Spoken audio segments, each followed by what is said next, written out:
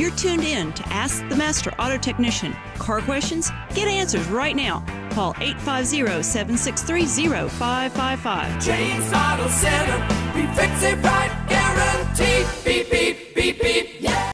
Hey, welcome back to Ask Master Auto Technician. I know this is an auto repair show, but I tell you what, we're heating up into a political battle that's coming up down the pipe for governor, and I've got Adrain Wyllie on here. He's a Libertarian candidate. Believe it or not, he's a Libertarian candidate, and he actually stands a chance of winning because if the press will let the word get out, you will like what he says, because I've got a super brochure right here in front of me. If you want to know more about Adrain Wyllie, stop by the Libertarian Party headquarters right at James Auto Center, 1301 East 11th Street, and I'll give you one. We know more about it. But Adrain, welcome to the show. Tell us what happened when you went down to the Florida press conference. Is that what it was called? Yeah, James. Hey, great to be with you again, my friend. But yeah, we were down at the Florida Press Association event, and basically they had refused to invite me. It was a candidate forum. Rick Scott, Charlie Crist, and Nan Rich were all invited. Rick Scott didn't show. Charlie Crist did. And since I wasn't invited, I said I'm going to show up anyway and see if we can make sure that I get some equal time there. So, but Charlie Crist didn't show up? I mean, excuse me, Rick Scott didn't show up. No, Rick Scott didn't show up. He does not like to debate, and he certainly doesn't want to be on the same stage with me. Yeah, can you tell people why he wouldn't be on the same page with you, especially with maybe some very important points that my listening audience might want to know about? Well, he can't stand on his record. You know, he likes to tell people that he's a fiscal conservative, but he likes to hide the fact that he's raised the state budget. He's increased the state budget by over $11 billion since he's been in office. Was that with a B? That's with a B. $11 billion. And that's in only 4 years? Yep. And Charlie Crist raised the state budget by, I believe, about $4 billion.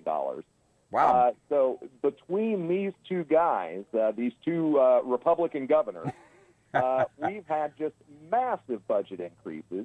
And now he's trying to come out, Rick Scott he's trying to come out with a tax cut that gives you a $25 discount on your annual auto registration fee. That's not a tax cut. That's a gimmick. That's a gimmick, because didn't they double it, if I understand correctly? Because I know to get a tag for my car used to cost like $50, $60. I now pay like $150, $160 for the same tag. Exactly. They effectively doubled the cost and then gave you $25 off. Oh, man, that's kind of like telling someone we're going to give you 10% off and giving you 20% and then charging you 20% more.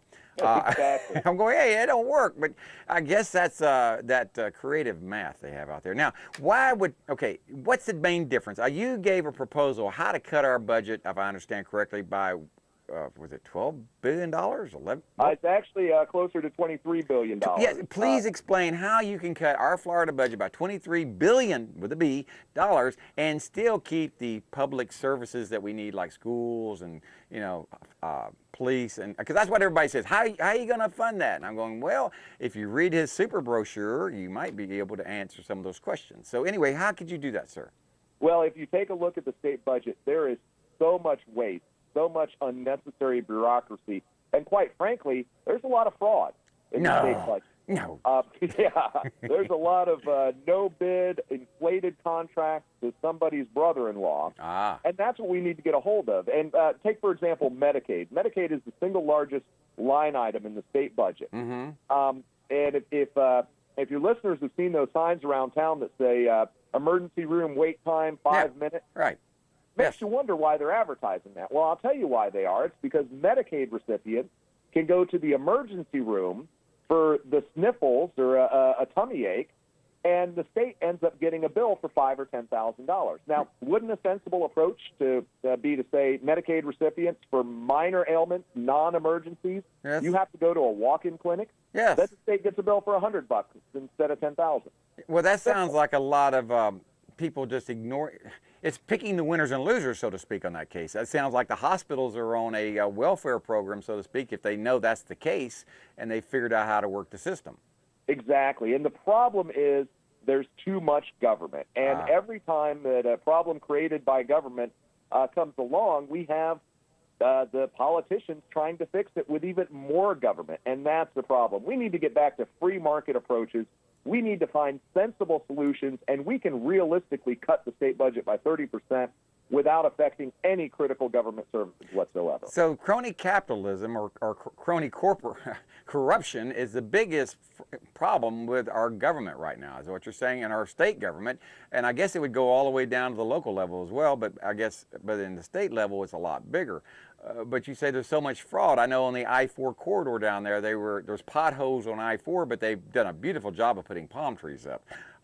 And I'm going, what's up with this? You know, I don't understand that. And then I started doing some research on it. Come to find out, somebody got paid off to put the palm trees up and forget the roads. That's exactly what happens. And I heard a state legislator recently tell me that the average cost for building a road in Florida these days is $20 million per mile per lane.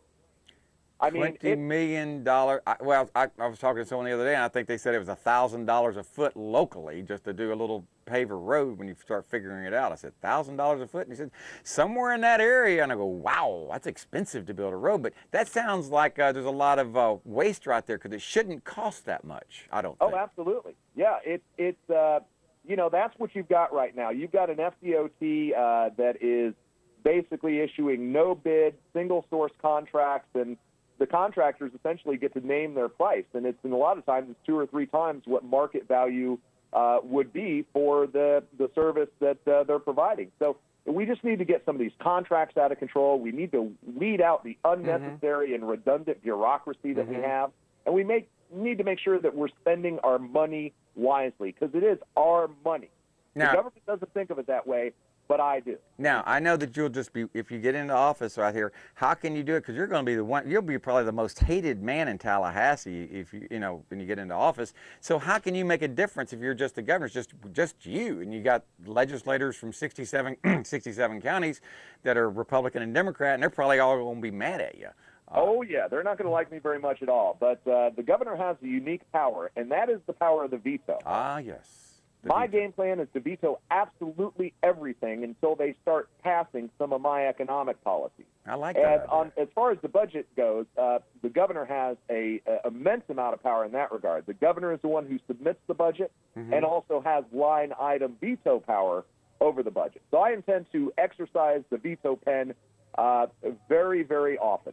Wow, that would be refreshing. Now because I see a lot of things happening where Governor Scott won't line item something through, and you start looking, and then you start seeing why he didn't line through it, and you'll find out that, well, there's special interests that are lobbying for that, and they got their hands out, and it seems like there's a lot of that going on.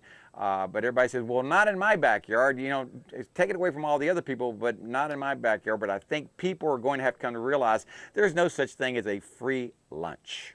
That's true. That's true. And unfortunately, our politicians are getting the free lunch. I mean, they are. Yeah. He signed the executive order to drug test all state employees. Isn't that amazing? Yeah, and up until the time he signed that, he owned one of the largest drug testing companies in the state of Florida. When he signed it, he just transferred ownership of that company to his wife. Well, remember, this is a very transparent governorship we have here. Right.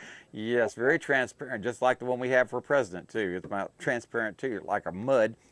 But yes, I agree with what you're saying. We've got about a minute left, Adrian. How can people know more about you? They can come by my shop and pick up super brochures if they want to. Fantastic super brochure that's been put out by Kurt Schultz and his group out there. Really, really like it.